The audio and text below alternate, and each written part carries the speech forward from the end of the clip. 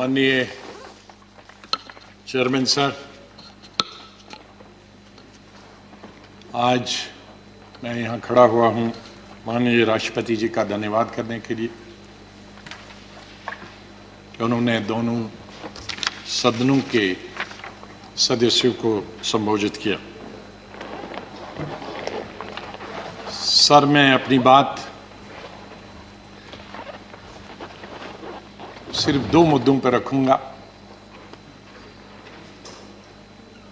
किसान और जम्मू कश्मीर। माननीय राष्ट्रपति जी के भाषण में बहुत सारे मुद्दे हैं, लेकिन हमारे बहुत सारे दूसरे साथी उन पे चर्चा करेंगे। मुझे खुशी है कि माननीय प्रधानमंत्री जी भी तशरीफ लाए हैं और उन दोनों विषयों की तरफ माननीय प्रधानमंत्री जी का ध्यान बहुत ही जरूरी है और यही दोनों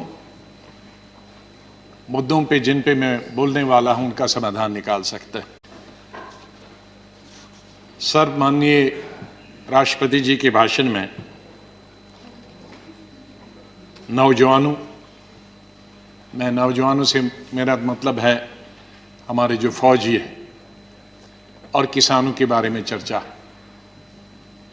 जय जवान जय किसान हमारी पार्टी का और भूतपूर्व प्रधानमंत्री स्वर्गीय लाल बहादुर शास्त्री का नारा रहा और वो नारा जितना तब जरूरी था उतना ही आज भी जरूरी। ये दो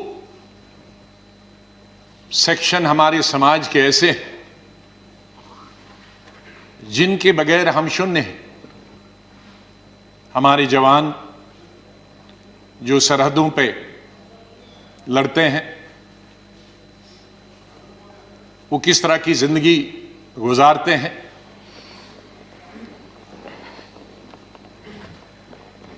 और कितनी ठंड में रहते हैं। शरद पवार जी जब 1991 में रक्षा मंत्री थे, मैं पार्लियामेंट्री अफेयर्स मिनिस्टर था, हम वहां चले गए थे कश्मीर में। कश्मीर के पहाड़ियों पे जहां 16,000 फुट की बुलंदी पे ग्लेशियर हमारे फौजी रहते हैं। छत बर्फ की, दीवारें बर्फ की, फर्श बर्फ का, और इस तरह इस दफा जितनी सर्दी पड़ी है शायद कभी इतिहास में नहीं हुई है। मुझे लगता है कि 50-60 डिग्री माइनस वहां टेम्परेचर होगा, और उस ठंड में उन ग्लेशियर्स में हमारे फौजी हमारे सीमाओं की रक्षा करते हैं।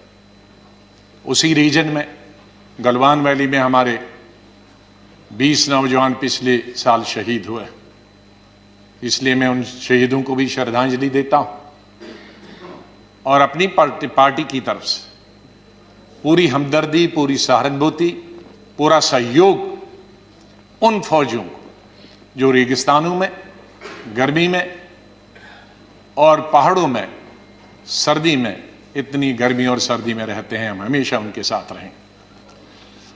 सर, मैं उन 250 किसानों को भी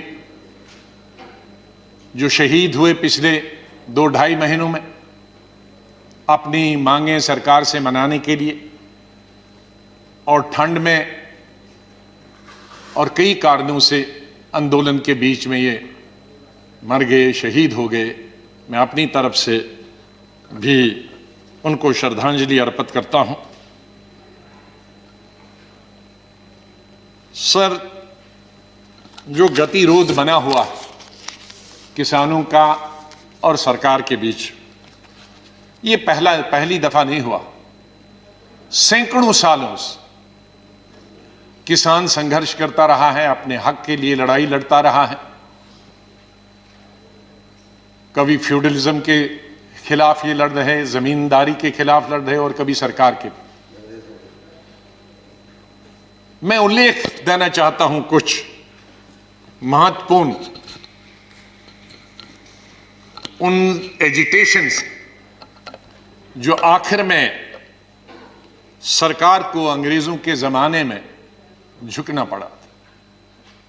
मैं कई दिन से पढ़ रहा था किसानों के आंदोलन के बारे और विशेष रूप से अंग्रेजों के शासन, तो नतीजा आंदोलन का यह हुआ कि सरकार को झुकना पड़ा, विड्रॉ करना। और मैं इस नतीजे पे पहुंचा हूं कि किसानों की ताकत हिंदुस्तान में सबसे बड़ी ताकत है और किसानों से लड़ाई करके हम किसी नतीजे पे पहुंचे नहीं और न पहुंच सकते। अगर आपकी अनुमति हो तो कुछ हिस्ट्री के पन्ने मैं यहां आपके सामने रखता हूं।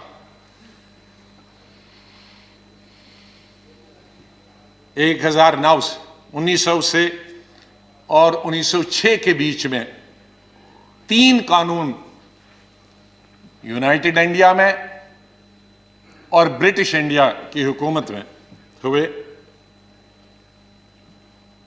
वो है पंजाब लैंड कॉलोनियल एक्ट 1900, दूसरा दुआबबारी एक्ट 1906, द कॉलोनियल एक्ट 1906। ये 3 कानून के खिलाफ, ये 3 कानूनों में क्या था? इसकी जमीन की मालिक ब्रिटिश सरकार होगी और मालिकाना हक से उनको वंचित रखा जाएगा। किसानों को उन्हें बिल्डिंग बनाने की, घर बनाने की और पेड़ काटने की अपनी जमीन पे कोई हक नहीं होगा। और जो बड़ा बेटा होगा परिवार का, अगर वो एडल्ट नहीं होगा, अगर वो बालिग नहीं होगा और मर गया, तो ये जमीन छोटे भाई को जो बालिग नहीं है उसको नहीं ट्रांसफर होगी, जमीन गवर्नमेंट की होगी। इस पर वबाल मच गया और इस पर एजिटेशन 1907 में हुई। और इस एजिटेशन का संचालन कौन कर रहे थे? अजीत सिंह, सरदार अजीत सिंह, बड़े भाई भगत सिंह जी के, किशन सिंह जी भगत जी के पिताजी, घसीटा राम जी, सूफी अंबा प्रसाद जी। और प्रोटेस्ट पूरे पंजाब में हुए। और उस वक्त बांकीलाल जो जंग के एडिटर थे, उन्होंने पगड़ी संभाल जट्टा पगड़ी संभाल वे का एक गीत बनाया जो उस वक्त का सबसे बड़ा मशहूर और क्रांतिकारी गीत बना। मैं उसमें से कुछ क्षण यहां आपको बताना चाहता हूं। पगड़ी संभाल जट्टा पगड़ी संभाल, तेरा लुट गया माल वे जट्टा पगड़ी संभाल, सारे जगदा पेट भरे तू, सारे जगदा पेट भरे तू, अन्नदाता कहलाए तू, उठ और उठ के खाक के जर्रे, खाक के जर्रे को कहता है, उठ और उठ के खाक के जर्रे एक सितारा बन जा तू, बुझा बुझा सा क्यों है दिल तेरा, एक अंगारा बन जा तू, ओ सदियों के ठहरे पानी बहती धारा बन जा तू, लुट गया माल तेरा लुट गया माल वे पगड़ी संभाल जट्टा पगड़ी संभाल। तो ये इस तरह से उस गीत ने एक नया जोश, एक नया वलवला, एक जगह नई जागृति उन किसानों में पैदा की। लाला लाजपत राय जी बीच में आए और उन्होंने भी अपना समर्थन दिया। गवर्नमेंट ने उस बिल में अमेंडमेंट का प्रस्ताव रखा, अमेंडमेंट की, माइनर अमेंडमेंट की, लेकिन इस अमेंडमेंट से और भी आंदोलन ज्यादा बढ़ गया क्योंकि ये उनकी सेटिस्फैक्शन के मुताबिक नहीं थी। और वायलेंस रावलपिंडी, गुजरांवाला, लाहौर में हुआ। तब इंडिया यूनाइटेड था और नतीजा इसका हुआ कि तीनों बिल वापस ले गए सरकार की तरफ से, अंग्रेज हुकूमत। मैं दूसरा उल्लेख, ये हिस्ट्री को मैं अपना नहीं बोल रहा मैं, 1917 में चंपारण सत्याग्रह गांधी जी के नेतृत्व, और गांधी जी की यह पहली सत्याग्रह थी साउथ अफ्रीका आने के बाद। वहां भी नील की खेती होती थी, इंडिगो जिसको अंग्रेजी में बोलते थे, और वो जबरदस्ती अंग्रेज खेती वो करवा रहे थे, उन्हें अपनी खेती धान वगैरह की इजाजत नहीं थी। गांधी जी पहुंचे, वो लंबी स्टोरी में यहां नहीं बताना चाहता हूं, और सरकार को मजबूर किया कि कानून लाए नील की खेती को खत्म करने के लिए। बिहार और उड़ीसा लेजिस्लेटिव एक ही स्टेट था, उसमें बिल लाया गया, लेकिन मेंबर्स ने यह मांग की कि इस बिल को सिलेक्ट कमेटी को भेजा गया है, और ब्रिटिश सरकार ने वो मेंबर्स की मांग मानी और इसको सिलेक्ट कमेटी में भेजा गया। और न सिर्फ इस बिल को सिलेक्ट कमेटी में भेजा गया, बल्कि एक कॉपी गांधी जी को दी गई और कहा कि आप भी अपने सुझाव बताओ। तो इस तरह से गांधी जी के सुझाव और सिलेक्ट कमेटी के जो सुझाव दिए, और नील की खेती बंद हो गई। एक दूसरी मिसाल है इस चंपारण की और अंग्रेज हुकूमत की। माननीय प्रधानमंत्री जी मुझसे ज्यादा जानते हैं, क्योंकि उनके स्टेट की बात कर रहा हूं। चौथे आंदोलन की 1918 में खेड़ा सत्याग्रह, जिसमें महात्मा जी गांधी जी शुरू हुए, और बाद में उसका संचालन सरदार वल्लभ भाई पटेल और उनके साथियों ने उसको चलाया। गांधी जी ने और पटेल जी ने कहा कि देश भर के लोग नहीं आएंगे, गुजरात के भी लोग नहीं आएंगे, यहाँ के लोग सिर्फ इसका आंदोलन करेंगे, या ज़्यादा से ज़्यादा गुजरात के लोग, लेकिन बाहर के लोग नहीं आएंगे। उन्होंने पिटीशन दी बम्बई सरकार को, कमिश्नरी को, कि हमारे टैक्स खत्म किए जाएं। उन्होंने बम्बई सरकार ने, जो उस वक्त की यूनाइटेड सरकार थी ब्रिटिश की, उन्होंने उनकी डिमांड को रद्द कर दिया, और उनको वार्न किया गया कि अगर आप ये टैक्स नहीं देंगे, आपकी ज़मीन जब्त की जाएगी, आपकी प्रॉपर्टी जब्त की जाएगी, आप जेल में जा सकते हैं। लेकिन रिवोल्ट इतना बढ़ा कि लोगों ने उसकी कोई परवाह नहीं की गई। प्रॉपर्टी उनकी ली गई, ज़मीन उनकी ली गई, और ज़मीन सीज की गई, लोगों को अरेस्ट किया गया, लेकिन आंदोलन ख़त्म नहीं हुआ। और उसका नतीजा क्या हुआ? उस साल के लिए टैक्स माफ़ किए गए, और जो इंक्रीज जो बढ़ाए गए थे टैक्स सरकार ने, वो घटा लिए, और जो ज़मीन और घर सरकार ने लिए थे उनको वापस दे दिए। तो वापस किसानों की इसमें फिर से जीत हुई। मैं दूसरा सत्याग्रह की बात करता हूं, पांचवें सत्याग्रह की बात करता हूं, बरदोली 1928। इसमें भी 1925 में गवर्नमेंट बम्बई प्रेसिडेंसी ने टैक्स बढ़ाए किसानों के 22%। इतना कभी भी टैक्स नहीं बढ़ा था। और सरदार वल्लभ भाई पटेल जी ने गवर्नर बम्बई को लिखा टैक्स कम करने के लिए, लेकिन गवर्नर ने वो रिजेक्ट कर दिया। उसके बाद नॉन पेमेंट की वजह से लोगों को तंग किया गया, उनकी प्रॉपर्टी, उनके जान माल की हिफाजत करना मुश्किल हो गया था, और गवर्नमेंट ने ऑक्शन कर दी कई ज़मीनें और कई घर। लेकिन एक भी आदमी उस ऑक्शन के लिए नहीं आया। गवर्नमेंट ने तो ऑक्शन की, लेकिन ना ज़मीन लेने के लिए कोई आया, न घर लेने के लिए आया, न कैटल लेने के लिए आया। ये यूनिटी थी सरदार पटेल जी के नेतृत्व में।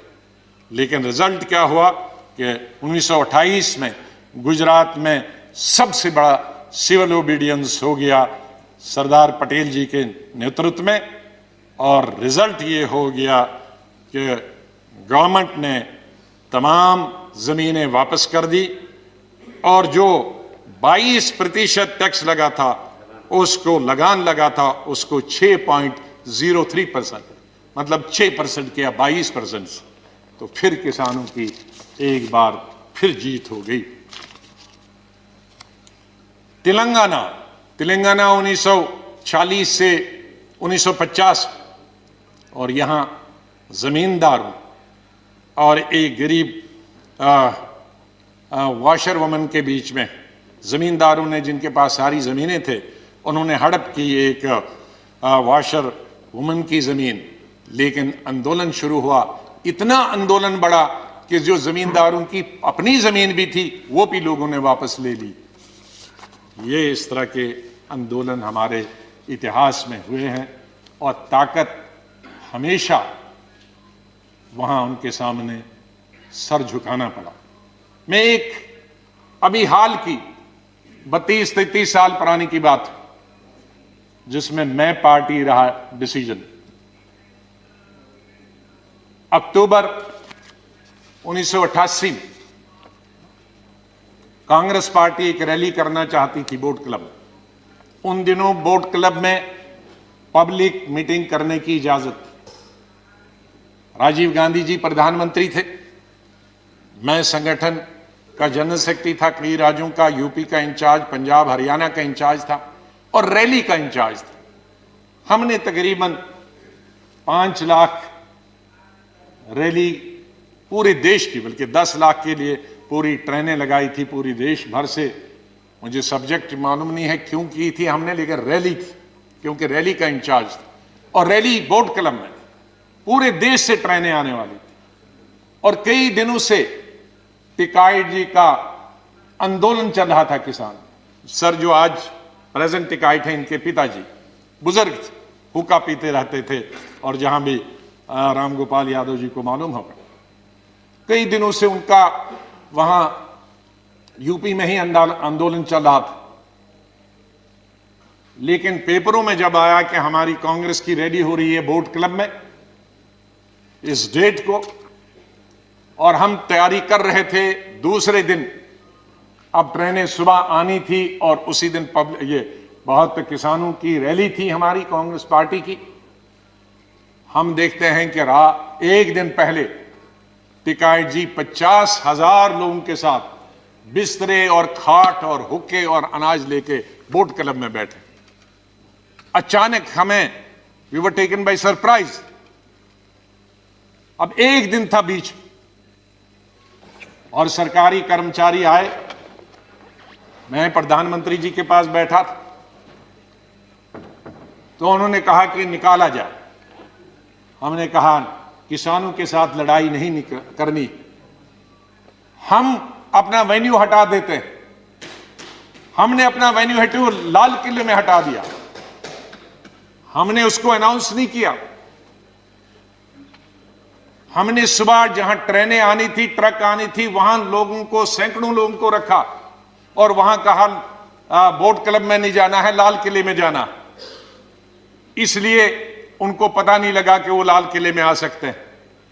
तो हमने विड्रॉ किया, हमने लड़ाई नहीं लड़ी हमने उनको, वरना इविक्ट अगर करते तो कितने लोग जख्मी होते।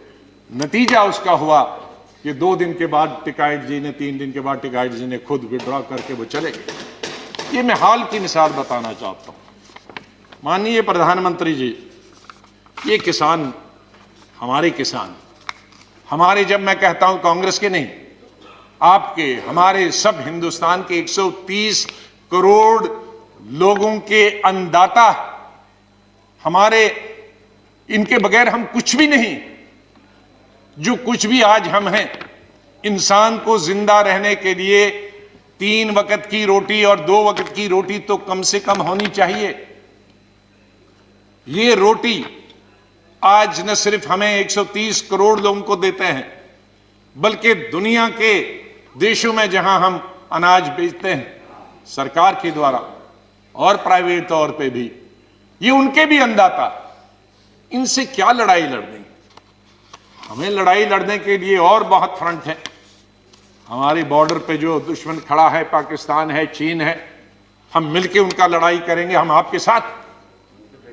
बिल्कुल बिल्कुल साथ है, पूरा देश साथ है, हमारी पार्टी साथ। चीन और पाकिस्तान अगर हमारी तरफ नजर उठाकर भी देखता है तो हम आपके साथ। लेकिन किसानों के लिए क्या है? ये बेचारा मुश्किल से पहले मुगलों के जमाने में, फिर अंग्रेजों के जमाने में, फिर लैंडलॉर्ड्स के जमाने में, फिर मनी लॉन्ड्रिंग करने वाले के, बीच में अब आपको मालूम है ये भरता जो हुई है या किसानों में सेल्फ सफिशिएंसी आई है, ये सिर्फ कांग्रेस के वक्त में आई है। उसमें मत जाइए, मैं अगर फिर गिनूंगा फिर बहुत 1 घंटा और लगेगा, मैं टाइम उसमें नहीं लेना। माननीय प्रधानमंत्री जी जानते हैं कितने हरित क्रांति कब आई, कैसे आई, ये ट्रैक्टर, ये फैक्ट्रियां, ये कहां से बनी, और ये प्रोजेक्ट्स कहां से बने, ये नहर कहां से बनी, ये डैम, भाखड़ा डैम से लेकर गुजरात से लेकर हिंदुस्तान के महाराष्ट्र से लेकर बिहार और यूपी तक ये डैम कहां से बनी, किसानों की बिजली के दाम, पानी निकालने के लिए उसमें कंसेशन किसने दी, मैं उसमें नहीं जाना चाहता हूं। उसमें हमें क्रेडिट नहीं है, सरकार का दायित्व। हम सरकार में थे तो हमने किया, आप सरकार में हैं प्रधानमंत्री जी, उसमें और कुछ कर रहे हैं, बधाई। पुरानी सरकार को भी बधाई, आपको भी बधाई। इसमें लड़ाई क्या है? ये जो हम अनाज बढ़ाने का प्रयास करते हैं तो ये तो अपने लिए करते हैं, अपने देश के लिए करते हैं, किसी पर हम एहसान नहीं रखते, तो उसमें विवाद में नहीं जाना। तो मैं माननीय प्रधानमंत्री जी से 2-3 निवेदन करूंगा। जैसे मैंने कहा कि किसानों के साथ हमें लड़ाई नहीं लड़नी। अंग्रेज जब ये तमाम चीजें मैंने दिया कि अल्टीमेटली अंग्रेजों ने विड्रॉ किया, तो हम क्यों नहीं कर सकते? हमारे भाई हैं, हमारे एक हैं। तो अगर सेलेक्ट कमेटी उस वक्त जाता, अगर स्टैंडिंग कमेटी ये जाता, तो शायद वो वक्त नहीं आता। तो मेरी सरकार से ये विनती है कि आप इन तीनों बिल को वापस ले लें। कुछ लोग गुम हो गए हैं, उनके बारे में माननीय प्रधानमंत्री जी से मैं निवेदन करूंगा कि कोई कमेटी बनाएं जो उनकी छानबीन करे, कहाँ गए हैं 26 जनवरी को। या मैं 26 जनवरी का उल्लेख किए बगैर नहीं रह सकता हूं। हम जितनी भी निंदा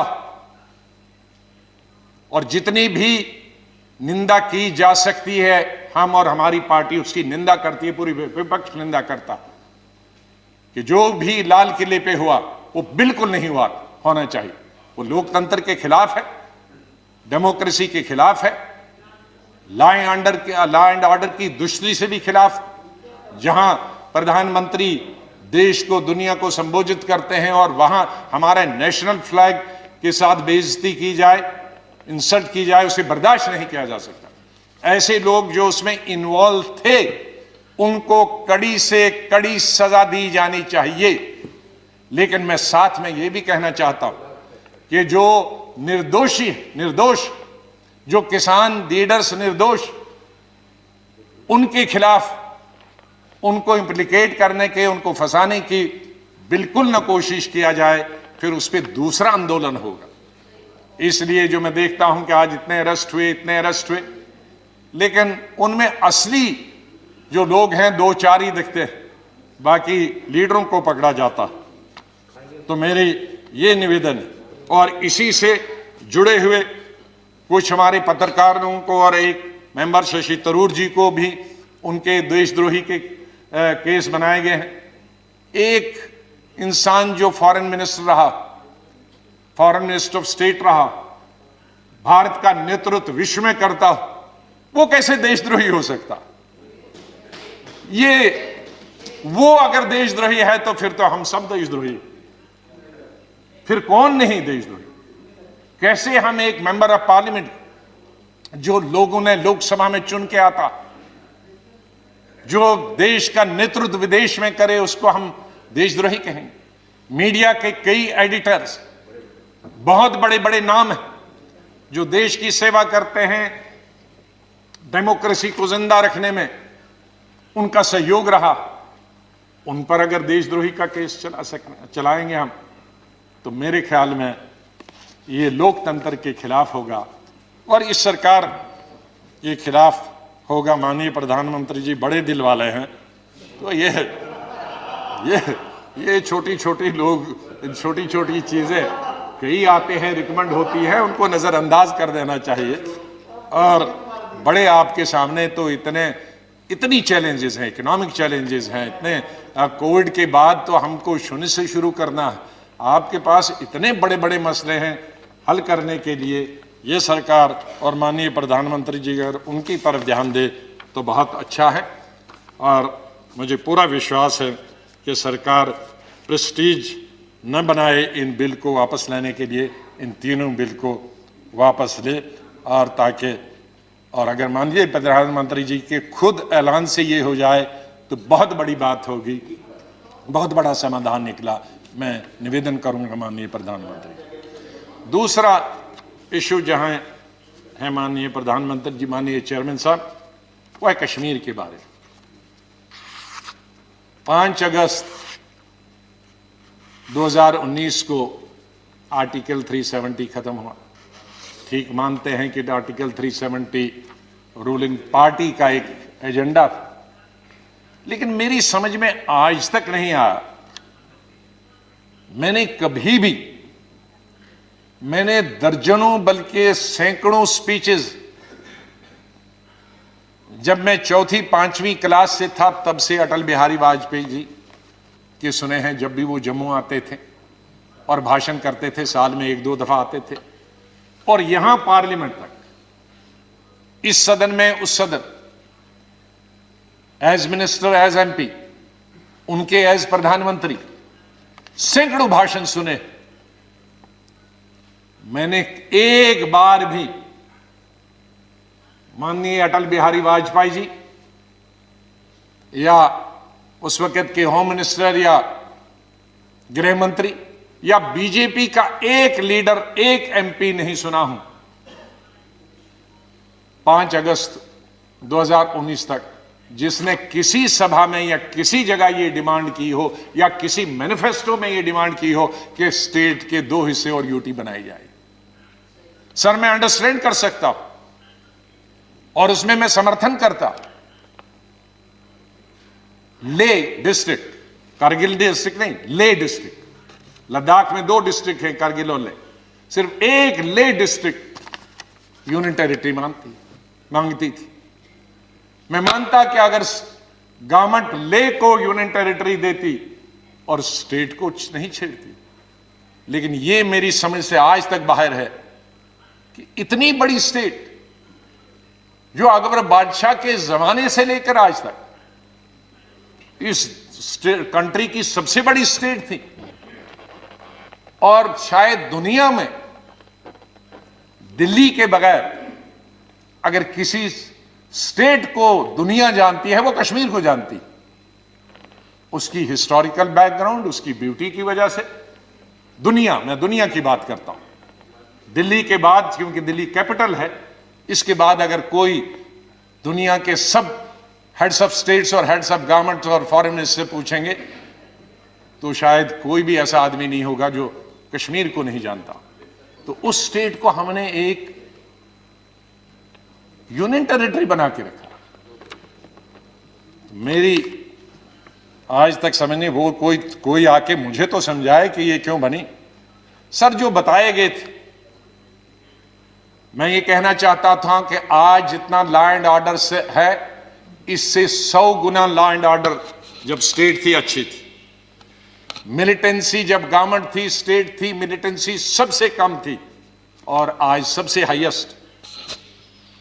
डेवलपमेंटल वर्क सबसे अच्छे थे जब स्टेट गवर्नमेंट थी, चाहे कोई भी हो, चाहे बीजेपी और टीडीपी की गवर्नमेंट ही क्यों ना हो।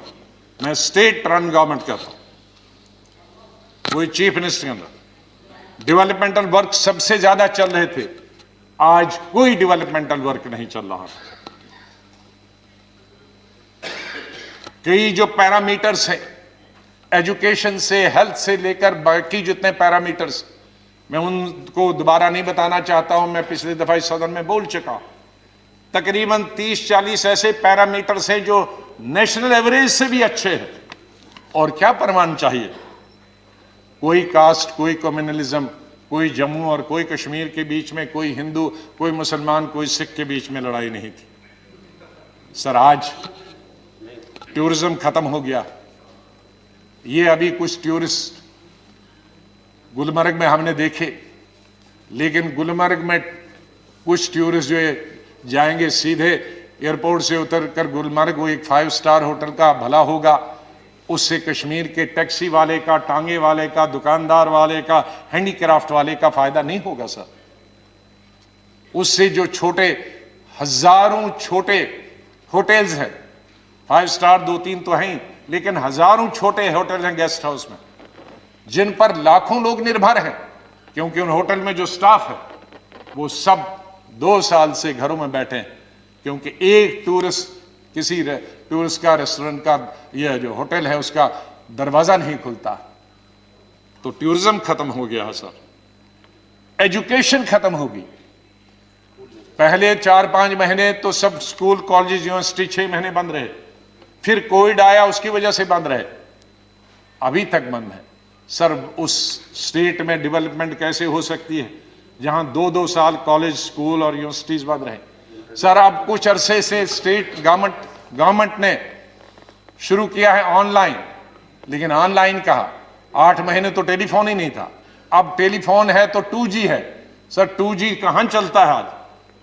4G की मांग है, तो वो नहीं हो रहा, इसलिए एजुकेशन भी जीरो हो गई। प्राइवेट स्कूल बंद हो गए, क्योंकि प्राइवेट स्कूलों ने गवर्नमेंट बताया है नो अटेंडेंस, नो पे। उनके प्राइवेट स्कूल्स में जो टीचर्स थे उनको छुट्टी पे भेज दिया गया। प्राइस कंट्रोल कोई नहीं है। रोड्स की हालत बहुत खराब है। बटोद से हमने सड़क हमारे वक्त से शुरू हुई थी, जम्मू से श्रीनगर, उसमें 250 किलोमीटर तो तभी हमारे वक्त में हुआ था, लेकिन बीच का एक पैक बटोद से लेकर बानहाल तक 30 किलोमीटर का है, 6.5 साल से वो अभी तक नहीं बन रहा है। जिसकी वजह से फ्रूट पिछले साल तो तबाह हो गया था, 2 साल पहले, पिछले साल वो एक महीना सड़क पर रहा, क्योंकि बानहाल और बटोद के बीच में सड़क बंद थी और वो सब फ्रूट ट्रक्स में सड़ गया। तो ये हालत, इसलिए इस हालत को, हाँ मैं एक चीज के लिए बधाई देता हूं, जो अच्छी बात है उसको बधाई देना चाहते। आपने डीडीसी के इलेक्शन किए थे, ये हमारी बहुत पुरानी मांग थी कि पंचायत राज सिस्टम जो राजीव जी ने शुरू किया था वो जम्मू कश्मीर में लागू होना चाहिए।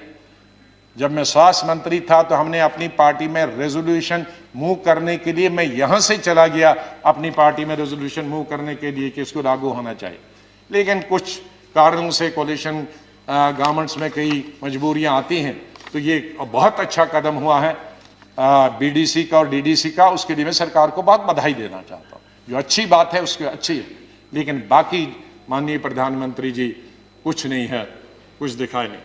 इसलिए मेरा सरकार से, माननीय प्रधानमंत्री जी से निवेदन है कि अगर उस स्टेट को डेवलप होना, और मैं कई बार कह चुका हूं, शायद माननीय प्रधानमंत्री जी जब पहले 2015 में याद होगा कि नॉर्थ ईस्ट और जम्मू कश्मीर हमारे लिए बहुत जरूरी है।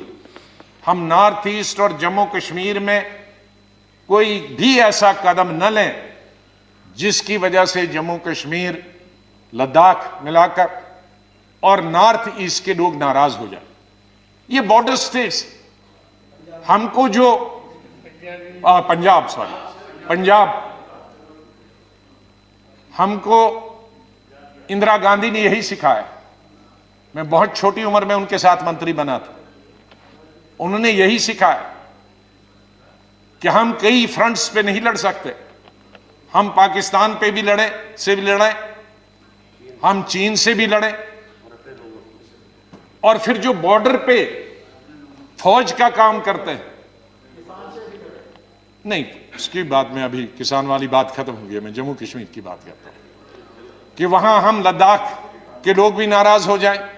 आप कहेंगे उनको यूटी मिली, खुश हो गए।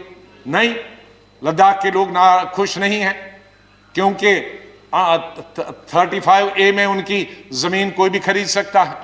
नौकरी पहले जब था ये आर्टिकल 370, कोई बाहर वाला नौकरी नहीं कर सकता है।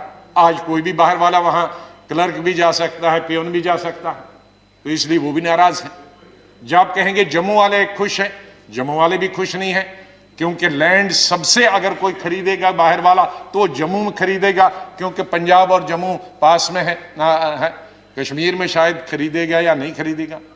इसी तरह से जम्मू में क्यों दो दफा, एक दफा तो कोर्ट की 100 पोस्ट के लिए, क्लर्कल पोस्ट के लिए जगह निकली थी, ऑल इंडिया निकला एडवर्टीजमेंट, लेकिन 15 दिन में हाई कोर्ट को भी विड्रॉ करना पड़ा, क्योंकि आंदोलन हुआ जम्मू में। क्या अगर क्लर्क के लिए भी पूरा यूपी और बिहार से या तमिलनाडु कहीं से भी आएगा तो हमारा क्लर्क कहां से आएगा? विड्रॉ करना पड़ा। एक डिग्री कॉलेज के लिए फिर इसी तरह के छोटे लेवल के इंटरव्यूज निकले थे, नेशनल लेवल के, फिर विड्रॉ करना पड़ा। तो कहां है जम्मू भी नाराज? जम्मू का ट्रांसपोर्टर कहां नाराज खुश है? जम्मू का ट्रांसपोर्टर खुश नहीं है, जम्मू का दुकानदार खुश नहीं है, जम्मू का अनएम्प्लॉयड खुश नहीं है।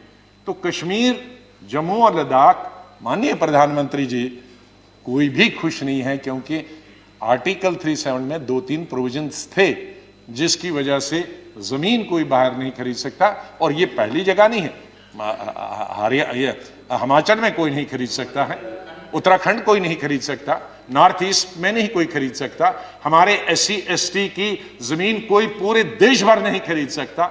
तो ये कोई अनुभूत चीज नहीं थी कि जम्मू कश्मीर ने ही खा लिया सब कुछ, ऐसा तो पूरे हिंदुस्तान में है।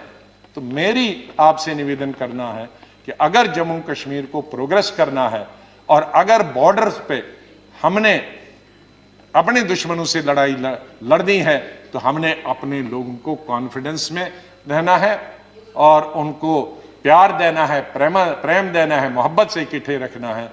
तो आपसे मेरा निवेदन होगा कि बिल इस सदन में लाएं और स्टेटहुड को आप वापस रेस्टोर करें और स्टेटहुड देकर जम्मू कश्मीर में विधानसभा के इलेक्शन हो जाएं। इन्हीं शब्दों के साथ मैं राष्ट्रपति जी का धन्यवाद करता हूं अपनी पार्टी की तरफ से कि उन्होंने दोनों हाउसेस को संबोधित किया। बहुत बहुत धन्यवाद। धन्यवाद जी। Shri Derek O'Brien, tomorrow they should inform me ना एटलीस्ट। अच्छा, इन्फॉर्म किया, ठीक है। श्री नवनीत कृष्णन।